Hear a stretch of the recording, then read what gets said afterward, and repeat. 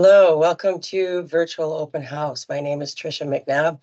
I'm the welding instructor over here at the Trades and Technology Building in Slave Lake. Welding. What is welding? Welding is the joining together of metal by heating the surfaces to a point of melting using a torch, electric arc, or other means, and fusing the pieces together. There are 90 different welding processes out there.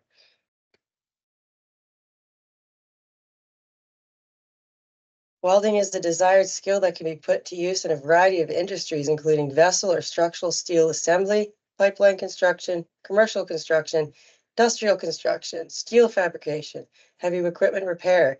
Experienced welders may advance to positions such as welding inspectors, welding foreman, and supervisor or plant supervisor.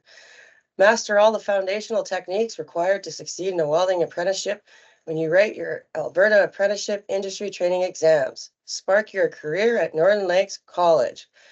We offer first period, second period, third period, and you get your red seal here, all here in Slave Lake. It's all face-to-face. Lab components are completed here, and there is student housing. It's a great place to come learn, small class sizes. We got a great team over here, support.